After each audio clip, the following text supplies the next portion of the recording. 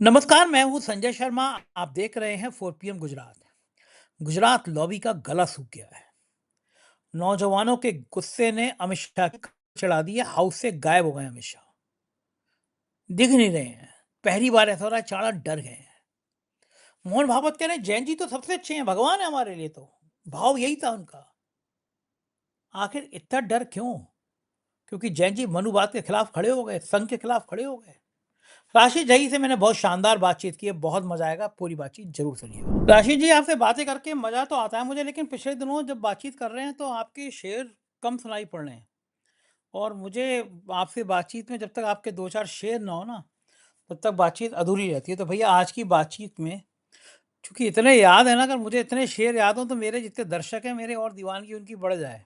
तो मुझे याद ही नहीं होती हैं। एक लाइन याद होती है, अगली लाइन गायब हो जाती है। एक्टिंग करता हूँ कुछ कुछ मूवी में तो उसके डायलॉग याद करने में ही पसीने छूटते हैं। लेकिन मैंने कहानी पढ़ी थी राशिद। उसमें ये था कि एक राक्षस की जान तोते में थी। लोग बड़ा मारने की कोशिश करते थे, राक्षस मरता ही नहीं था। फिर किसी ने बताया कि भाई ये मरेगा ही नहीं क्योंकि इसकी जान तो तोते में है। तो फिर तोते पे हमला किया गया और राक्षस बिलबिला गया। अब मैं जो कहने जा रहा हूँ उसका इस कहानी से कोई मतलब नहीं है, खामखाम भक्त लोग डंडा लेके मुझ पे सवार हो जाएं। बड़े बड़े भक्तों ने कहा कि ये कॉकरोच पार्टी तो तिलचट्टे हैं, हिट करेंगे मर जाएंगे। ये क्या नौजवान, ये जिनको लगता था कि 2014 में भारत आज़ाद हुआ, ऐसी महान सांसद कंगना रनौत ने कहा कि लड़की तो बदचलन है, शराब पीती हैं, नशा करती हैं, करेक्टर ऐसे जाने क्या क्या लड़कियों के लिए कहा। शराब पीना करेक्टर की निशानी है, ये बात मुझे अभी भी इन भाजपा नेताओं से ही पता चलती है। क्योंकि पुरुष शराब पीता है तो शायद कभी करेक्टर लेस बताया नहीं जाता। मैं खुद ड्रिंक्स लेता हूँ, मैं खुद शराब पीता हूँ, तो मुझे तो कभी ऐसा सर्टिफिकेट लगा नहीं कि भैया शराब पीना कोई गुनाह है। मुझसे एक जने कह रहे थे कि तुम बड़े हिम्मत के संग कह देते हो, लोग पीते हैं तो जिक्र नहीं करते। मैंने उनसे कहा मैं लखनऊ के पत्रकारों में सबसे कम पीने वाला इंसान हूँ, महीने महीने और ड्रिंक्स नहीं लेता हूँ, पार्टी में गया लेकिन मैं बातें करने में कोई संकोच नहीं करता, क्योंकि मैं चाहता हूँ कि ज़िंदगी में दोहरा चरित्र ना हो। जो आप करते हैं ना उसको आप कहने का हिम्मत रखो, वरना करो ही मत। तो मैं दोहरे चरित्र वाली ज़िंदगी जीता नहीं हूँ। तो साहब कंगना रनौत जी ने लड़कियों के लिए इतना कह दिया, उनको लग रहा था कि ये जैन जी जो हैं ये कुछ कर नहीं पाएंगे। लेकिन चंदा चोरी का ध्यान हटाने के लिए अभिजीत को प्रदर्शन की अनुमति भी दे दी, वरना प्रदर्शन से पहले ही उनकी टांगे वांगे तोड़ दी जाती। लोगों को लगा कि भाई अगर ये थोड़े बहुत छात्र हैं ये क्या करेंगे, धरना देंगे तो चंदा चोरी की खबरें टीवी चैनल से हट जाएंगी। लेकिन पता नहीं था ये छोटी सी चिंगारी एक दिन धर्मेंद्र प्रधान को ले डूबेगी। अब यहाँ तक तो मामला सही था, लेकिन उस कहानी के पात्र की जगह लोगों ने कहा कि इनकी जान कहाँ है। तो पता चला इनकी जान तो नागपुर में बसती है। तो नौजवान पीढ़ी ने मनुस्मृति को लेकर, मनुवाद को लेकर, ब्राह्मणवाद को लेकर हमला बोला। और मैं तो बहुत पहले से कहता रहता हूँ कि भाई ब्राह्मणों का कॉपीराइट है क्या कि हर जगह वही छाएंगे? आरएसएस के चीफ ब्राह्मण क्यों हो? क्या ठेका ले रखा है क्या?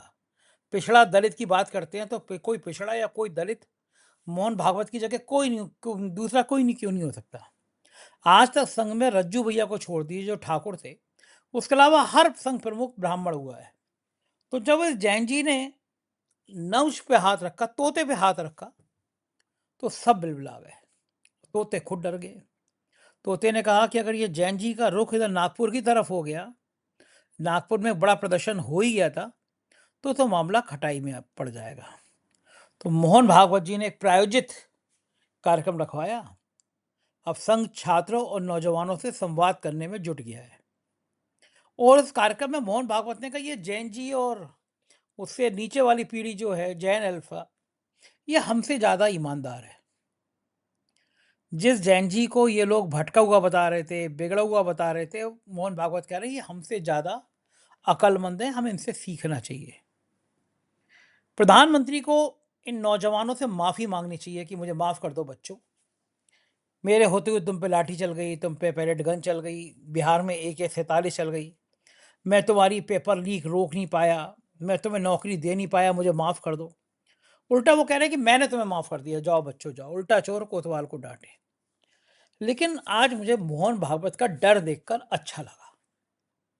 मुझे लगा संघ को समझ में आ गया कि ये जो नौजवान पीढ़ी है, ये बहुत ज्यादा हिंदू मुसलमान में फंसती नहीं है। जैसे तुमने यहाँ मंदिर बनवा दिया, वहां मंदिर बनवा दिया, यहाँ मस्जिद तोड़ दी, वहां भगवा फहरा दिया। अब ये नौजवान पीढ़ी मुझे ये सब करती हुई दिखाई नहीं दे रही है। मैं नौजवानों से बड़ा संवाद करता हूँ, बच्चों से बड़ा संवाद करता हूँ, मेरे अपने बच्चों को दोस्तों की तरह मानता हूँ, दोस्तों की तरह रहते भी हैं मेरे बच्चे मेरे साथ, और उनके उनके दोस्त भी जितने हैं, वो भी सब मेरे संग दोस्तों की तरह रहते हैं, चाहे बेटी के दोस्त हो, बेटी की सहेलियां हो या बेटे के दोस्त, सब मुझे दोस्तों की तरह व्यवहार करते हैं, तो मैं उनसे बात करता रहता हूँ। 99.9% लोग, बच्चे, नौजवान पीढ़ी इन सब चीज़ों से नफरत करती है, जो आप मंदिर, मस्जिद, हिंदुस्तान, पाकिस्तान, मुसलमान इन पे बहस करते हैं। जरा राशिद, तसल्ली से बताओ सोच के, मोहन भागवत का ये जो प्यार उमड़ा है नौजवानों पे, क्या ये डर है? ये क्या इस संकेत इस बात का है कि बात धर्मेंद्र प्रधान पे नहीं रुकेगी, बात अब अमित शाह के इस्तीफे पर ही रुकेगी? और अगर अमित शाह का इस्तीफे की बात हुई तो फिर क्या सरकार बच पाएगी? मोहन भागवत आखिर डरे इतना तो क्यों डरे, क्या लगता है? संजय सर, बिल्कुल आपने नफ्स पर हाथ रख दिया और आपने इनके डर को पहचान लिया। तो वो डर क्यों है, क्या है और क्या हो सकता है, हम कुछ डॉट्स मिलाने की कोशिश करेंगे। लेकिन चूंकि आपने एक शेर की बात कह दी थी, तो बहुत एग्जैक्ट तो सिचुएशन पे साबित नहीं होगा, लेकिन वो तोते की जान और ये जो कही आपने, उससे मुझे, मैं एकदम सोचने लगा।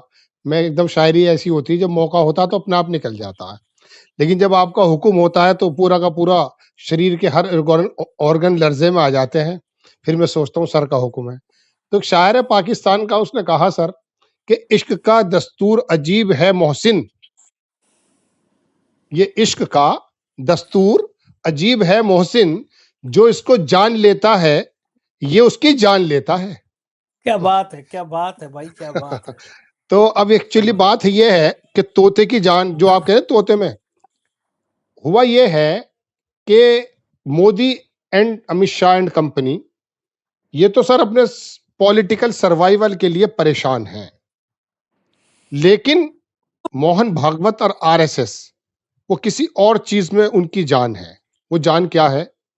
वो जान ये है कि इन लोगों ने 100 वर्षों की मेहनत के बाद इस काम को किया था, जो गुजरात की मुंजलपुर सीट और बांकीपुर की सीट, उन दोनों के रिजल्ट ने, हालांकि एक में भाजपा जीती है, एक में भाजपा हारी है, लेकिन दोनों में सेम बात यह है कि जिस वर्ग को इन्होंने धार्मिक पशु बनाने की कोशिश की थी, आरोप के मुताबिक, मैं नहीं कह रहा हूं, बहुत सारे बुद्धिजीवी कहते हैं, जिस जिस पूरी पट्टी को इन्होंने गोबर पट्टी बनाने की कोशिश की थी, according to MP of the south region, मेरी मेरी बात नहीं है ये, वो पूरी की पूरी पट्टी अचानक हुआ यूं कि अभिजीत द्वीप के दलित और नारेबाजी कर रहा है पंडित।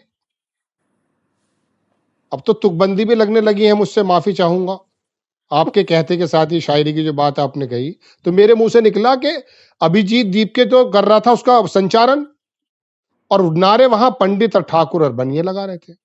बस ये वाला सिनेरियो ही समझ में नहीं आता, they can't digest this type of the feelings. बस उनके समझ में यही बात नहीं आई कि ये क्या हो गया। हम 80-20, 85-15 पे करे हुए थे, ये 85 में ही टुकड़े हो रहे हैं। आपने कहा कि कोई बनाया नहीं अपना कार्य, सरकार ने वहां कोई अपना हेड बनाया ही नहीं। इन्होंने क्या नहीं बनाया जनाबे मन, मंदिर में भी कोई नहीं बन पाया। और मनुस्मृति के तो मैं हमेशा पढ़ता ही रहता हूं, जिसको ये अपना संविधान समझते हैं। तो ये बोले कि यार ये मोदी के यार जो है अमित शाह जी के चक्कर में ये तो हमारी पूरी हंडिया ही बिखेरे दे रहे हैं। 100 बरस से मेहनत की हमने, तो मोहन भागवत के सामने पॉलिटिकल सर्वाइवल नहीं है अभी। ये 2-4 सीटों का ऊपर नीचे, धर्मेंद्र प्रधान ऊपर नीचे ना। वजह यह है सर कि उनकी पूरी की पूरी जो मेहनत 100 बरस की थी वर्गीकरण करने की, वो खत्म हो गई। जो अपर समाज सन 80 से लेके सन 52 से लेके इनके साथ था, वो अभिजीत दीप के उसके नारों पर वाहवा कैसे करने लगेगा? ये वाला सीन इनके समझ में नहीं आ रहा है, और यही वजह कि इन्होंने जो कांग्रेस जनता पार्टी की तो की है बुराई, लेकिन जैन जी को बोल रहे हैं वो कि साहब इनको तो अपनी तरफ लाना है। अभी मैं सुबह इत्तफाकन एक वीडियो देख रहा था, मैं श्योर नहीं हूं दोपहर में कि वो अभी की है या पहले की है। एक जैन जी के बच्चे ने ये कहा मोहन भागवत से कि आपने 52 बरस अपने यहां पर झंडा क्यों नहीं फहराया। अब बात यह है कि जब मोहन भागवत से सवाल अब करने लगे हैं, तो मोहन भागवत जैसे समझदार व्यक्ति भी जवाब कुछ और देने लगे हैं। जब प्रियांक खड़गे ने पूछा कि लाओ जरा मसौदा तो दो, कहां पर रजिस्टर्ड हो, क्या आया क्या गया, कुछ तो बताओ। मदरसों में घुस करके चार दीवारी कूद करके जब ले रहे थे सारी बातें, तो अपना भी बता दो। तो उनके ऊपर इल्जाम लगने लगे और फिर कहा ये कि हिंदू धर्म का कोई प्रमाण मांगता है। गोया के हिंदू धर्म और आरएसएस एक है। ऐसा कैसे हो सकता है? हिंदुइज्म, अरे हिंदुइज्म को जिस दिन जान गए ना, तो फिर समझ ही नहीं, कुछ जानने की जरूरत ही नहीं पड़ेगी। तुम तो हिंदुत्व के आड़ के पीछे आए हो। तो वहां पर इन लोगों ने ये किया सर कि वहां उन्होंने जवाब नहीं दिया। अब जब जवाब नहीं दिया है तो आरएसएस की चिंता सबसे बड़ी ये हो गई सर कि यार ये लोग इकट्ठे हो कैसे गए, हमारा कहीं रजिस्टर उस बच्चे का मैं पूरी बात कर देता हूं अपनी। तो उसको जवाब दिया कि भाई ऐसा है, पंडित नेहरू ने 1933 में एक लगाया था, फहराया था झंडा, वो अटक गया था। उस जमाने में ऐसी सुविधाएं नहीं थी। तो एक लड़का 40 फुट चढ़ करके वो गया, उसने खोल दिया वो झंडा। तो वो जो लड़का था वो स्वयं सेवक संघ का कार्यकर्ता था। हम झंडे के लिए अपनी जान दे देंगे, बिल्कुल सही बात है। हम आपकी जान नहीं लेना चाहते। हम चाहते ये हैं कि इस झंडे में, इस संविधान में विश्वास रख करके अपने आप भी तिरंगे, मतलब तिरंगे के अंदर तिरंगे में हो जाओ। ये जवाब तो दिया नहीं कि क्यों नहीं फहराया। इस तिरंगे के तीनों कलर से भी उलझन थी संविधान सभा के सामने उस जमाने में। जब वो लोग बैठे थे, ये वहां पर भी उलझन में थे, जब संविधान के निर्माता बैठे थे। तो उस बच्चों को जवाब नहीं दिया। अब गालिबन वो आज ही की प्रेस उनका संबोधन का था या पहले, ये तो मैं श्योर नहीं हूं, लेकिन ये वीडियो है, ये कंफर्म बात है। तो जवाब इन सवाल इनसे कुछ और होता। तो इनकी चिंता सर ये है कि हमने जो हंडिया चलाई थी, ये एक साथ हो कैसे रहे। जब तक ये जातियों में नहीं बटेंगे, जाति इन द सेंस हिंदू मुस्लिम करेंगे, मतलब उनको इकट्ठा करेंगे। अब ये जो हुआ ये कि मायावती के और काशीराम जी के और अम्बेडकर के अनुयायी जब करने लगे हैं वहां पर, ये तो बर्दाश्त ही नहीं कर सकते। अपने यहां भी नहीं बनाया इन्होंने कुछ आज तक। तो वहां पर इकट्ठे हो गए। तो इनकी सबसे बड़ी दिक्कत जैन जी से यही है कि ये इकट्ठे ना हो जाए। इकट्ठे होंगे तो हमसे सवाल करेंगे। अच्छा, जैन जी है बिल्कुल यो यो हनी सिंह को पसंद करता है। शाहरुख खान ने एक मर्तबा बुलाया, वो ये उन्हीं की बात बता रहा हूँ, हनी सिंह की जब बात आ गई है तो, हनी सिंह को, और कहा कि मेरी फिल्म में एक गाना लिखना आपको। तो हनी सिंह बोला कि यार ये बड़ी अजीबोगरीब बात है, वो शाहरुख खान ने बुलाया तो मेरे पे बर्डन हो गया। जैसा भी सर आपने कहा शेर सुना दो तो बर्डन हो जाता है। तो वो हुआ यूं कि शाहरुख वो सोचने लगे वो कि शाहरुख खान की पर्सनैलिटी को रख करके उन्होंने सोचा कि नया कैसा क्या क्या गाना लिखूं। उसने फिर सोचा कि मैं हूं हनी सिंह, मुझे शाहरुख खान ने बुलाया है, हनी सिंह को बुलाया है, मैं अपने तरह से कोई काम करूंगा। तो जैन जी को ये कितना भी समझा लें, जैन जी तो अपने हिसाब से बात करेगा, उसकी समझ में नहीं आएगी बात इनकी, चाहे कुछ भी कर लें ये। और वैसे भी अब जैन जी पढ़ा लिखा आदमी है, दुनिया भर के सामने आ चुके बच्चे हैं वो, नई बातें आ गई है, नफरत का स्कोप उनमें है भी नहीं। ये जंतर मंतर पे हमने देखा, पूरे देश ने देखा। और सर एक बात तो देखिए, आप भी सोचकर खुद भी बता सकते हैं, क्या 2 महीने पहले ऐसी स्थिति थी, मैंने खुद एक प्रोग्राम बनाया कि धर्मेंद्र प्रधान जिस दिन इस्तीफा दे देंगे समझ लेना मोदी जी खत्म हो जाएंगे, ये मेरे शब्द थे। बिल्कुल सिनेरियो 2 महीने पहले कोई यकीन ही नहीं कर सकता था कि धर्मेंद्र प्रधान से इस्तीफा ले लेंगे। लेकिन आ कोई नहीं तो मान गया सकते। ना, आ पिंजरे में गया। आ गया शेर, आ गया ना। हम्म। तो ऐसे ही हम्म। दूर की कौड़ी मुझे अमित शाह भी लग रही है, हम्म। लेकिन जैन जी के आगे नहीं रुक पाएंगे आप। और इसी जैन जी का सहारा लेते हुए देखिएगा आप देश के लोग क्या कर रहे हैं। राहुल गांधी का इलाहाबाद का आपको पता चल ही गया कि वहां की परमिशन फिर हटा रहे हैं, वो वहां पे इकट्ठे होने वाले हैं सारे के सारे लोग इलाहाबाद की धरती पे, चूंकि इन्होंने कोटा में देख लिया, देहरादून में इनके हाल खराब है। अगर इतनी ज्यादा परेशानी नहीं है, अभिजीत दीप को एयरपोर्ट पे परमिशन दे देते हो, तो राहुल गांधी का भी दे दो परमिशन, तुम्हें क्या दिक्कत हो रही है, हम्म। कहीं जैन जी हम्म। इकट्ठा ना हो जाए। तो ये इनको प्रॉब्लम है, इनकी दरअसल धरोहर लूट गई सर। ये है उस धरोहर को लूटने, इकट्ठा करने के चक्कर में है ये जी। तो दूसरी सबसे बड़ी समस्या तो इस बार अमित शाह को लेकर हो गई है। अमित शाह के लिए आज हाउस में अध्यक्ष ने पूछा, हाँ विपक्ष से क्या पूछना चाहते हैं, विपक्ष ने नारे लगाया अमित शाह कहाँ, अमित शाह कहाँ है। अमित शाह से ज्यादा अध्यक्ष जी घबरा कर तुरंत सदन स्थगित कर दिया। दूसरा, इनकी सरकार की सबसे ज्यादा नाक में दम कर रखी है नाक पे दम कोई संजय ही कर सकता है, चाहे संजय राउत हो, संजय शर्मा हो या फिर संजय सिंह हो। तो संजय सिंह को भली जेल भेज दिया, लेकिन उनके तेवर तो कम होते नहीं। संजय सिंह ने ट्वीट किया है कि मैंने सरकार से पूछा छात्रों पर चलाए गए आंसू गैस, पैलेट गन, AK-47 का बजट कितना था। गृह मंत्री को सदन में आके बताना चाहिए। यूपी के सीतापुर में बच्चों को ऐसा खाना परोसा गया जो हम जानवरों को भी नहीं दे सकते। अब ये मुद्दे संजय सिंह उठा रहे हैं कि साहब ये जो लाठियां चली, ये जो पैलेट गन चली है, जो AK-47 चली, छात्रों को पीटने का बजट कितना था। अब बताइए, और अमित शाह कहाँ है? क्या हो गया अमित शाह को? मतलब इतना डर के पीछे पूरा देश सकते में योगी आदित्यनाथ के अलावा कोई आदमी खुश नहीं होगा। योगी आदित्यनाथ तो बोले, एक मेरा मित्र है वो बड़ा उस पीठ से जुड़ा हुआ है, मुझे बता रहा था कि तांत्रिक क्रियाएं विरियाएं, तो मैं कहा भाई मैं तो इन सब चीज़ों को मानता नहीं। बोले देख लेना, जिसने पीठ की तरफ, गोरख पीठ की तरफ देखा वो तबाह हो गया। आज उसका फोन आया मेरे पास, बोले देखा गोरखनाथ पीठ का मतलब, आंख दिखाने का मतलब क्या देख लिया ना, अमित शाह का क्या हाल हो रहा है। तो यार ये अमित शाह को हो क्या, कि डर क्यों है? अरे इस्तीफा देना ही पड़ा तो इसमें डर की क्या बात है? तो अमित शाह तो बहादुर आदमी है, जेल वेल भी हुआ है, तो इस्तीफा देना पड़ जाए तो इतने डरे क्यों है? क्यों नहीं आ रहे हाउस में, जवाब क्यों नहीं दे रहे? हमेशा पूरी सरकार उनके पीछे खड़ी होती थी, इस बार खुद ही गायब हो गए वो।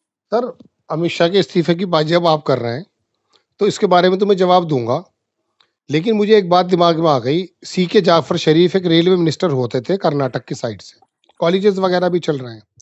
उनके जमाने में एक बार एक रेल का एक्सीडेंट हो गया, तो उनके इस्तीफे की मांग की, जो हमारे यहाँ एक होता भी है, उस विभाग के सर्वे सर्वा की। तो वो बोले यार ये एक्सीडेंट तो एक्चुअली ड्राइवर से हुआ था, इस्तीफा मुझसे क्यों मांग रहे हो? तो ये बात बड़ी मशहूर है उनकी। इस्तीफे की बात तो सर ये आ गई सामने। अब बात ये है सर, इस्तीफे की बात का जवाब भी मैं दूंगा, लेकिन मुझे तो दरअसल वहां के जो हमारे सभापति हैं, उन्होंने जो हिम्मत दिखा करके कह दिया हाजिर हो, इंडियन एक्सप्रेस ने छापा ये अमित शाह आए, इस तरह की पूरी लाइन है। तो कहने का मतलब ये है कि मुझे तो दूसरे ऐसे जगदीप धड़कन धनखड़ धनखड़ दिखाई दे रहे हैं।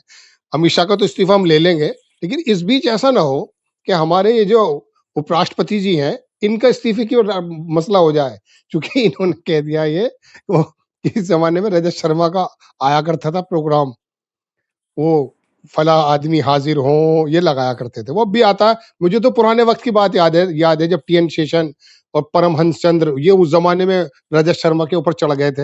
हालांकि वो हटा दिए हैं रजत शर्मा जी ने, खैर। तो अब बात यह है सर कि इसका इस्तीफा तो हो जाए, लेकिन दुआ ये भी करो कि हमारे राष्ट्रपति उपराष्ट्रपति से कोई इस्तीफा ना मांग ले, क्योंकि उन्होंने अमित शाह को सदन में आने के लिए एक रिक्वेस्ट कर दी है किरण रिजिजू जी से। एक बात तो है। अब अमित शाह की बात आती है सर, हम बराबर क्या पूरा देश 15 दिन से बात कर रहा है। 20 तारीख से शुरू हुआ है सदन, लगभग आज 5 तारीख है या 6 तारीख है। ये 14-15 दिन की बैठकें हो गई सर, 2-3 बैठकें बची हुई हैं। आखिरकार देश के अंदर 3 लौह पुरुष बताए जा रहे थे। एक तो लौह पुरुष वही थे, वो भी गुजरात से ही थे। फिर लौह पुरुष बताने लगे थे अडवाणी जी को, वो भी गुजरात से थे। और फिर लौह पुरुष बताने लगे इन्हें, तो वो भी स्थिति को फेस कर रहे थे। शानदार काम किया उन्होंने, इसमें कोई दो राय नहीं। अडवाणी जी की कोई भी राजनीति हो, लेकिन जबरदस्त काम था। और हमारे सरदार पटेल को तो पूरी दुनिया ही वाकई उनका लोहा मानती है। उस जमाने में सर जब ये बंटवारा हुआ है, उनके तो पूरे रोल जानते हैं ना कि उन्होंने किस प्रकार से भव्य भारत को इकट्ठा कर दिया। आज पूरा भारत जो है आपकी नीतियों की वजह से बिखरा हुआ है। झारखंड से लेके नागपुर से लेके अहमदाबाद से लेके इलाहाबाद तक आप गायब हैं। आप कौन से लौह पुरुष हैं? आप तो विविधाओं में से निकला करते थे। तो पूरा सदन पुकार रहा है। अब हद ये कि हमारे उपराष्ट्रपति जी भी कह रहे हैं, रिक्वेस्ट कर रहे हैं कि उनको बुला लाओ भाई, समय कम बचा है। लेकिन वो अपने काम में लगे हुए हैं। मैंने आपसे कहा था कि वो पॉलिटिकल सर्वाइवल में है। अभी रिजिजू साहब ने राहुल गांधी जी से मुलाकात की है, ये शायद परसों की है मेरे ख्याल से, मैं श्योर नहीं, कल सुबह या परसों। तो उसमें उन्होंने, मैं समझता हूं जो मेरी अक्ल है, कि उन्होंने शायद मसौदा बता दिया कि भाई हमारे पास परिसीमन का कुछ जुगाड़ है, तो प्लीज आप आपका रुख जानने आए। तो मुझे लगता ही है सर कि अब ये बस सिर्फ परिसीमन के समय ही, या वो FCRA का एक बिल लेकर आने वाले हैं, फॉरेन का जो कंट्रीब्यूशन होता है उसका, उस समय शायद वो आए। लेकिन वो सवालों से अभी तक भाग रहे हैं। देश ने पहली बार देखा कि कितना मजबूत नेता, जिसकी एक आंख इधर करी तो चीफ मिनिस्टर इधर हो गया, एक आंख इधर करी तो चीफ मिनिस्टर इधर हो गया। ऐसा मजबूत नेता जो लगने लगा था, और अधिकारियों के अंदर भी रीढ़ की हड्डी में सिहरन दौड़ने लगी थी, वो विपक्ष के लोगों के सवालों से जो है इस टाइम बहुत ज्यादा परेशान है। राहुल गांधी की परमिशन देने में परेशान है इकट्ठा 4 लोग हो जाएँ तो अमित शाह जी परेशान है। इतना ज़्यादा बेबस देश के गृह मंत्री को, ख़ास करके अमित शाह जी को, हमने तो देखा नहीं, लेकिन अब ये धीरे-धीरे स्लोइंग डेथ है। मेडिकल टर्म में एक शब्द इस्तेमाल होता है स्लोइंग डेथ। कुछ बीमारियाँ होती हैं। ये जेन ज़ी वाली बीमारी जो स्लोइंग डेथ की तरह चल रही है, मैं नहीं कह रहा हूँ कि किसी पॉलिटिकल की, लेकिन सोशल डेथ और पॉलिटिकल डेथ ये हो रही है। धर्मेंद्र प्रधान को भी यही था, क्योंकि धर्मेंद्र प्रधान और अब जो फिलहाल मौजूदा है, सर एक छोटी-सी बात और करूँगा, हालाँकि इस चीज़ से इसका ताल्लुक नहीं है। ये शिक्षा मंत्रालय पे आरएसएस बहुत जबरदस्त तरीके से वर्चस्व रखता है शुरुआत से ही, क्योंकि इनको मालूम है कि नई नस्ल की फसल किस तरह से उगानी है। तो सेना के स्कूल भी इनके अंडर में है, मैं उसके बारे में कुछ कहूंगा नहीं। तो इनका शिक्षा मंत्री इनका जरूर होना चाहिए। ये किसी जमाने में केरल में जब मुस्लिम लीग की सरकार हुआ करती थी गठबंधन में, तो उनका एक लॉ बना हुआ था कि 5 मिनिस्टर हमारे होंगे, उसमें से एक वो एजुकेशन मिनिस्टर अपने साथ रखते थे। आरएसएस शुरू से ही स्कूलों की वजह से, तो धर्मेंद्र प्रधान का इस्तीफा भी इतना ही ज्यादा टिपिकल था, क्योंकि वो आरएसएस ही, क्योंकि ये स्कूलों को नहीं छेड़ना चाहते, पाठ्यक्रम चेंज हो गए, सारे जितने भी हमारे फ्रीडम फाइटर्स थे उनके रोल चेंज हो रहे हैं।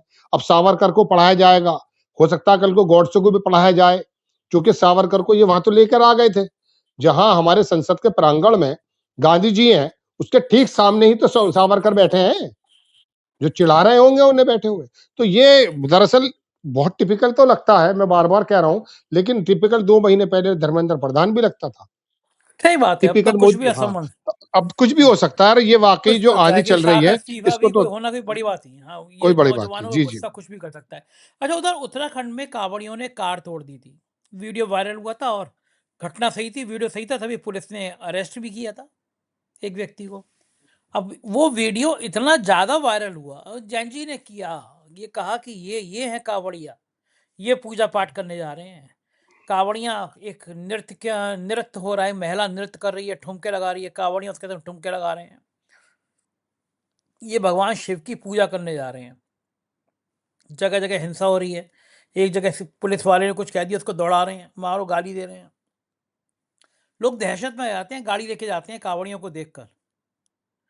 उधर आपके पड़ोस में रामपुर का ही एसपी है शायद, इतना नाकारा एसपी है, कह रहा है कि किसी भी मुसलमान वैसे तो गाय काटेंगे नहीं, लेकिन कोई हरामी होगा, ये शब्द थे, इस भाषा को बोलना नहीं चाहिए, कोई हरामी होगा तो उसे हम ठीक कर देंगे। ये इस प्रदेश के आईपीएस की भाषा है। एक सीओ है अनुज चौधरी, वो गदा लेके चलता है। मैं ये बार बार ये कहता हूँ कि सुप्रीम कोर्ट के जज ऐसे उन्हें घर पे जाते होंगे, खाना खाते होंगे, चाय पीते होंगे, कॉफ़ी पीते होंगे, थोड़ी देर टीवी भी देखते होंगे, थोड़ी देर सोशल मीडिया भी देखते होंगे, तो उन्हें ये दिख रहा होगा कि एक आईपीएस हरामी कह रहा है, ये गाली में देना नहीं चाहिए, लेकिन एक आईपीएस दे रहा है, तो मैं इसलिए इस गाली को रिपीट कर रहा हूँ कि देश के जनमानस को समझ में आ जाए कि इस हद तक ये लोग देश को ले गए हैं कि जहाँ के आईपीएस ऐसी भाषा बोल रहा है, गुंडों, सड़क छाप गुंडों वाली भाषा। वेद प्रकाश उपन्यास शर्मा का उपन्यास आया था, वर्दी वाला गुंडा। मैंने सोचा ये गाय काटने वाला मुसलमान हरामी है, तो गाय काटने वाला हिंदू कौन है? बंगाल में जो नए नए मुख्यमंत्री बने हैं, ताज़ा तरीन मुख्यमंत्री बने हैं, जो नोट स्टिंग ऑपरेशन में पकड़े गए थे, मोदी जी खुद उनकी मजाक उड़ाते थे, और अब तो उनके इलाके मुख्यमंत्री बना दिया। उनका स्टिंग ऑपरेशन भी हुआ था।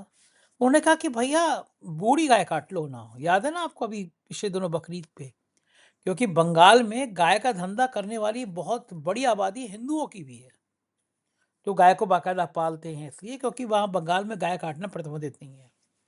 एक मिनिस्टर हैं, उन्होंने तो ऐलान किया था कि साहब मैं बीफ खाता हूँ। अभी ट्रोल हुए 2 दिन पहले कि खुद ही हाउस चलने नहीं दे रहे किरण रिजिजू साहब। अरुणाचल में बाकी पूर्वोत्तर राज्यों में गाय खाई जाती है, तो वहाँ यमी और यहाँ मम्मी। यहाँ पे आईपीएस कह रहा है हरामी जैसे शब्द इस्तेमाल कर रहा है। भाई मोदी जी, अब बिल क्यों नहीं ले आते कि गाय को काटना इस देश में अपराध है, फांसी की सजा हो जाएगी। एक बिल ले आओ ना, अगर गाय के प्रति इतना प्रेम है, बिल ले आओ। उत्तर प्रदेश के मुख्यमंत्री को कहना चाहिए कि जिस जिले में जिस सड़क पे गाय दिखाई दी, वहाँ के डीएम सस्पेंड हो जाएंगे। गाय अपने डीएम साहब अपने घर पे रखो, बहुत बड़ा घर है, वरना गाय के लिए चारा के बजट बढ़ा दो। अरे भैया, चंदा में चोरी कर रहे हो, एक्सप्रेस वे बनाने में धांधली कर रहे हो, तो इसमें भी कर दो। ये भाषा आईपीएस की, सड़क छाप गुंडों वाली, मैं कह रहा हूँ कि सुप्रीम कोर्ट के जज को संज्ञान लेना चाहिए, क्योंकि अगर वर्दी पहनने वाले ऐसे हो गए, गाड़ियों के रंग कावड़ यात्रा के बैनरों से रंगने लगे, एडीजी स्तर के अफसर कावड़ियों पे फूल बरसात करने लगे, उन कावड़ियों पे जिनमें से एक संख्या, मैं सबको नहीं कह रहा, एक बड़ी संख्या इस तरह गुंडों की होती है, कहाँ कानून रह जाएगा? और क्या कि पूरा वायरल हो रहा है, पूरी दुनिया में वायरल हो रहा है, आईपीएस हरामी कह रहा है, मुसलमानों को गाली देना फैशन हो गया है। क्या कहेंगे आप? सर वाकई बात तो आपने अपने वक्तव्य में पूरी कर दी। ये तो दर्द है, इस दर्द का कहाँ से मदावा करूं यही सोचा जाता है। लेकिन वाकई जब देश का कोई बंदा परेशान होता है तो उसकी नजर हाई कोर्ट सुप्रीम कोर्ट पे जाती है, क्योंकि इसमें कोई दो राय नहीं है कि आज भी आपको, हमको और कमजोर तबके को किसी भी संस्थान से, किसी भी जगह से जुड़ा हो, जब उसे कुछ वाकई न्याय की और इंसाफ की उम्मीद होती है तो नजर भर के वो देखता तो है, और वहां से कुछ फैसले ऐसे आते भी हैं सर, इस बात को सभी मानेंगे, कि जो वाकई हमारा कभी कभी सीना चौड़ा कर देते हैं। लेकिन उस पर्याप्त मात्रा में हम थोड़ा प्यासे रह जाते हैं जितनी हमें प्यास है, इसमें तो कोई दो राय नहीं है। अब जही रही बात सर प्रशासन की, तो इनकी स्थिति यह है कि 5 मिनट की नमाज इनको सड़क बाधित करती हुई दिखती है, और यहाँ करोड़ों अरबों खरबों रुपए का कारोबार बाधित है। स्कूल, संस्थान, दुकानें सब बंद हैं, है ना? लोग जो हर रोज रोजी रोटी करते हैं रोजाना की, इन पे कोई फर्क नहीं पड़ता है। वो रोड सारे बंद हैं और इनके होश बिगड़े हुए हैं। और अब अधिकारियों की बात तो यह है कि हम सुनते हैं, मेरे पास कोई प्रमाण तो है नहीं, कि जितनी भी नियुक्तियां हो रही हैं ये कौन कौन सी शाखाओं से होती हैं, कौन कौन से आश्रमों से होती हैं। हमारे पास शुभ होती है, हम सुनते हैं बस कि जी ऐसा होता है। कहते तो ये है कि नहीं, हम, हमारा कोई मतलब नहीं है, हम तो बड़ा सांस्कृतिक कार्यक्रम करते हैं, हमारा तो कुछ है नहीं। लेकिन हर चीज में पेवस्त है ये, हर चीज में पेवस्त है, और ये वजह है कि इन लोगों ने समझ लिया है। लेकिन एक वर्ग जिसकी बात आप कर रहे हैं, मैं उस वक्त मैंने खबर भी बनाई, बल्कि 4 PM ने चलाई थी, वहां वो लेडी थी एक्चुअली, कल कोलकाता में। उसका वो वक्तव्य आया था सर, कि जो बूढ़ी हो जाए उसको काट लो। अरे यार, जब तुम माँ बताते हो, माता बताते हो, तो बूढ़ी पर तो और भी ज्यादा वो होती है, मतलब और भी दया होनी चाहिए। ध्यान ध्यान रखना। आप, हाँ, कुछ इस तरह की बात है। तो कहने का मतलब ये है कि ये जो मीट बोर्ड है सर, इसके बारे में थोड़ी सी बात बता दूं कि हिंदुस्तान के अंदर, मैं 2007 का डाटा दूंगा, 2007 से 10 के बीच का। मनमोहन सिंह जी ने एक मीट बोर्ड बनाया था, उसमें एक सरदार जी को उसका चेयरमैन भी बनाया था। और विदेशी करेंसी प्राइवेट सेक्टर में लाने वाला सबसे बड़ा कारोबार दरअसल मीट का एक्सपोर्ट था। तो उन्होंने जब देखा कि विदेशी करेंसी हमारे यहाँ आ रही है प्राइवेट सेक्टर में, तो उन्होंने इसका बोर्ड बना दिया था, और वो बाकायदा बहुत आमदनी होने लगी थी। बल्कि ब्राजील को एक बार हम लोगों ने, मतलब भारत ने पीछे भी कर दिया था। ब्राजील नंबर 1 जो है एक्सपोर्टर है, और सारा जो माल है वो सारा का सारा जाता गुजरात के पोर्ट से।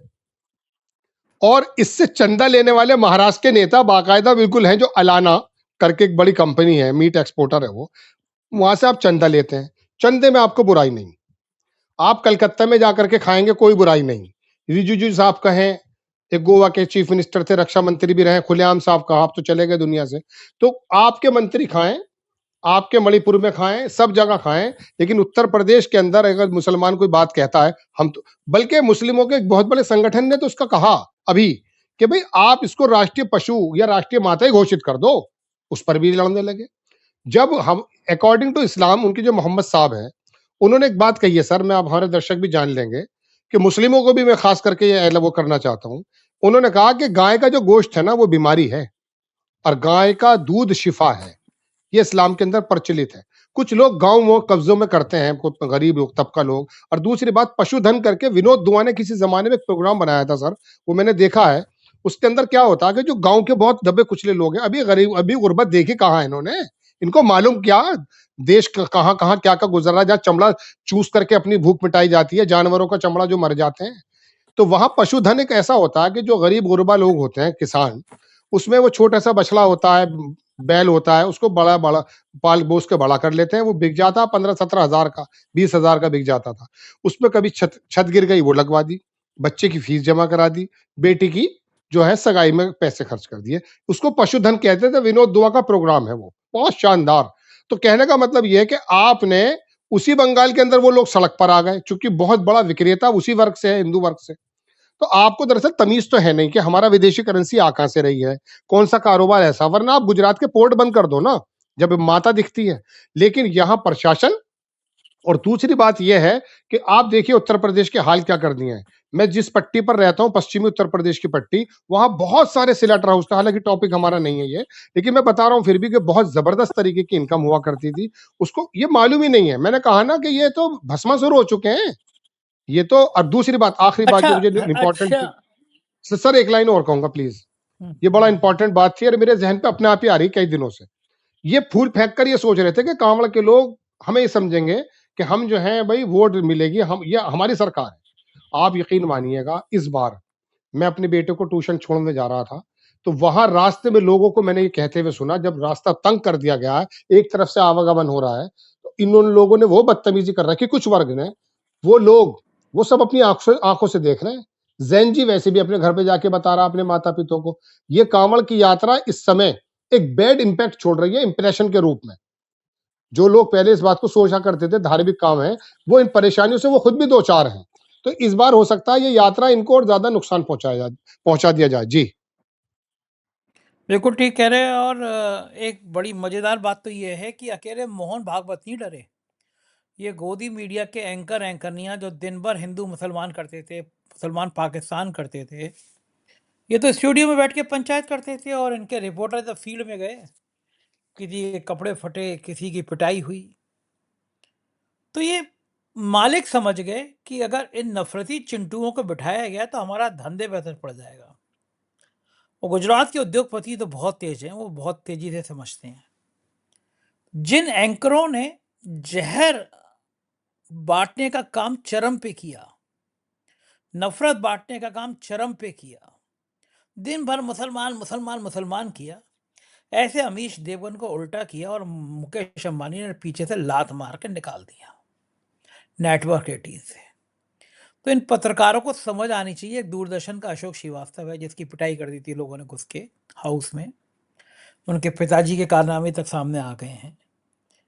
ऐसे नफरती चिंटुओं को अब अमीश देवगन का चेहरा सामने रख के ये देख लेना चाहिए कि मालिक को समझ में आ गया कि जैन जी अब गुस्से में हैं। तो अगर स्टूडियो में ये चोपड़ा, देवगन, रूपका, लियाकत, तंजना ओम कश्यप, सुधीर चौधरी, हिम्मत नहीं पड़ी किसी की ये जंतर मंतर के किलोमीटर के आसपास गाड़ी घुमा लें, कितने का ना लेके घूमते हो।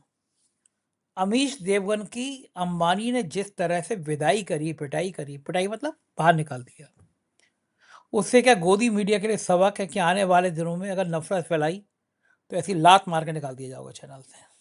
बिल्कुल सही बात है सर। उन लोगों को मालूम है कि एक्चुअली चैनल की जो थोड़ी बहुत लोकप्रियता थी, या लोग देख लिया करते थे शाम के समय, टीवी चलाने की एक आदत होती है, ऐसी अखबार पढ़ने की भी आदत होती है बहुत से लोगों की। मैं माफी चाहूंगा वो शब्दों को तो इस्तेमाल नहीं करूंगा, लेकिन बहुत सारे लोग हमें ऐसे मिले हैं जो शौचालय नहीं जा सकते थे अगर अखबार नहीं आया। तो उनकी एक आदत बन गई थी, तो टीवी की भी एक आदत बन गई थी, ऐसा खुश होकर नहीं देखते थे। लेकिन जब इस टीवी ने वाकई इस लोगों को वाकई एक ज़ॉम्बी बनाने का काम किया है, तो सर ये इन लोगों को नफ़रत करते हैं। वरना रवीश कुमार कोई खाला का लड़का थोड़ी था, जब ओखला पहुँचा है तो वहाँ जाकर के कमाल कर दिया। सर वो सीन तो देखिए सर, आपके साथ भी हुए हैं, कभी-कभी सर हमारे साथ भी हो जाते हैं। आप यकीन मानिएगा, 4 पीएम की आईडी लेके मैं एक जगह चला गया, अखिलेश यादव जी के विधायक हैं, वो बेचारे उस पे बैठे थे अनशन पर। तो मैं दूर से, तो वो देख रहे, तो मुझे लोगों ने अपने आप आगे कर दिया मेरी आईडी देख करके, क्योंकि वो भूखे लेटे हुए थे और विधायक जी भी है मौजूद। तो वो देख रहे हैं, उन्होंने इशारा करा कि यार वो 4 पीएम की आईडी लेके खड़ा है, सांवला सा आदमी से बुला लो अंदर। तो वो जितने बड़े-बड़े बैठे थे वो बागड़ बिल्ले, उन्हें हटा के, तो सर ये इज्जतें जो मिलती है ना, कुछ करके दिखाओगे जमीन पे तब मिलेगी। वरना ईमानदारी की बात ये जो आप बात कर रहे हैं, ये अमन चोपड़ा को मैंने एक बार मैसेज किया, एक पोस्ट पे। मैंने ये कहा, मैं कहा मेरी बात मत सुन, मेरा नाम तो राशिद ज़हीर है। तुझे हो सकता है लगे कि मैं तुझे कुछ कहूंगा। तेरे नीचे जो ये 1100 पोस्ट आ चुकी हैं कमेंट्स, इस पे अगर 99.99% तेरे खिलाफ लोग तुझे, मैं इस्तेमाल नहीं कर रहा हूँ शब्द PIG, इस कोई मुंह पे थूकने की बात कर रहा है, कोई कुछ कर रहा है, अगर ये तेरे लोग ही हैं, तेरे फॉलोवर्स हैं, ये तुझे इतनी गालियां बक रहे हैं, इनकी तो सुन ले। सर एक शेर याद आ गया, अगर आप कहो तो मैं सुना दूं आखिर में। सुन ले के ऊपर याद आ गया सर। तो वो ये शेर था सर कि अपने दिल में डूबकर पाजा सुरागे जिंदगी, अपने दिल में डूबकर पाजा सुरागे जिंदगी, तू मेरा न बन सका न बन, अपना तो बन, तो अरे अपने क्या ही बन बात है जाओ भाई, कम क्या से कम। बात सर कि फिर अपने ही दोबारा नहीं सुन लो बनेंगे शेर, और मुझे ये सुनाने अपने में मजा आ रहा है। वो कह रहा है शायर कि अपने दिल में डूबकर पा जा सुरागे जिंदगी, जिंदगी का सुराग जान ले, अपने दिल में डूबकर पा जा सुरागे जिंदगी, तू मेरा ना बन सका न बन, अपना तो बन। तो अमन चोपड़ा अपना तो बन, क्या बात है, कम से कम ये तो बच्चे तो खुश हो क्या जाए। बात जी क्या सर। बात है। बहुत बहुत शुक्रिया, मजा आया था आपसे बात करके। ये थे राशिद जहीर जी, और आप मानेंगे कि इस देश के हालात ऐसे ही हैं कि अब ये देश एक नई राह पर चल पड़ा है, और नौजवानों ने वो राह दिखा दी, नौजवानों ने दिखा दी है। झुकती है दुनिया, झुकाने वाला चाहिए। जगह जगह स्कूल कॉलेजों में आ रहा है, छोटे छोटे बच्चे प्रदर्शन करने लगे हैं। अब प्रदर्शन तो इस बात पे भी होंगे कि भारतीय जनता पार्टी के नेता की बदनाम कंपनियों को एक्सप्रेसवे के ठेके कैसे मिल जाते हैं, और एक महीने में एक्सप्रेसवे टूट कैसे जाते हैं। कानपुर का टूटे हुए एक्सप्रेसवे पे पंखे से सुखाया जा रहा है। दुनिया भर में इससे ज़्यादा बदनामी हो नहीं सकती। मैं सही कह रहा हूँ या गलत, कमेंट करके जरूर बताइएगा। शुक्रिया, थैंक यू।